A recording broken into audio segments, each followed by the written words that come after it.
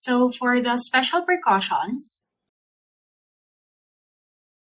patients with diabetes mellitus, volume depletion, renal artery stenosis, severe aortic stenosis, ascites due to cirrhosis or refractory ascites, ischemic heart disease, or cerebrovascular disease. Collagen vascular disease, hypertrophic cardiomyopathy, and outflow tract obstruction, pre-existing renal insufficiency, black race, renal and hepatic impairment, children and elderly, and the lactating women. So for the usual dosage, we give 10 to 40 mg a day per ORM, reduce the dose in geriatric patients and patients with renal impairment. 2.5 mg by mouth twice a day for heart failure or left ventricular dysfunction.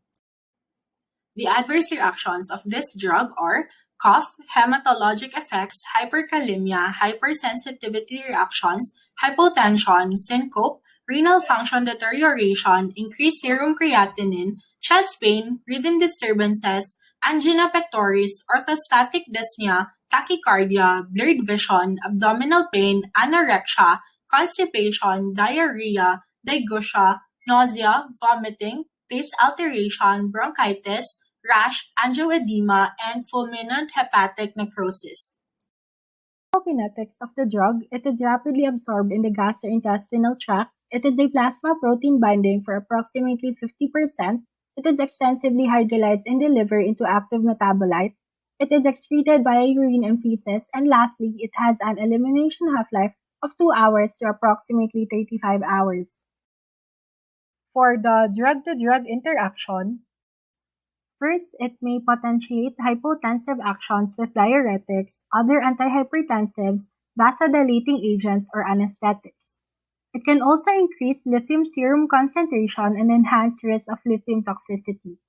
It can increase risk of hypoglycemia with oral antidiabetic agents or insulin. It may increase risk of hyperkalemia with case-sparing diuretics. It can also increase risk of renal impairment with NSAIDs. And lastly, in rare cases, it may cause nitride reactions with injectable gold. So for the potentially fatal drug-to-drug interaction, increased risk of angioedema with neprilysin inhibitors and mammalian target of rapamycin inhibitors may increase risk of side effects of hypotension, hyperkalemia, and acute renal failure with aliskiren in patients with diabetes.